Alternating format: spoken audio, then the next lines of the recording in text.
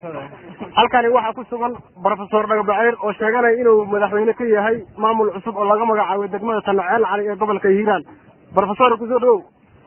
waa ku soo dhawaadi dhammaan waan salaamay dadka shacabka dhammaan culimadiinka aqoonyahanka odayaasha waxgaradka haweenka kulli waan salaamay. halkee baad madaxweyne ka tahay waxaad sheeganaysaa inaad madaxweyne tahay? waxaan madaxweyne ka ahay dalka Soomaaliya oo dhan aan rabaa inaan madaxweyne ku noqdo laakiin hadda waxaan madaxweyne ka ahay ciidamo cusub oo aniga aan sameeyay oo la magac baxay New Dalfur.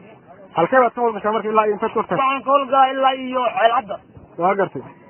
inta waxaan ka howlgalaa ilaa iyo maxaan ku yiraahdaa laamiga leedo. goorma saaciidaysa marka? insha Allah waxaan bilaabaa shaqada mardhow oo sida ugu dhaqsaha badan bilaabaa shaqada. taaniidii ku howlgalnaa ma haysta? taaniidan ku howlgalnaa waan haystaa.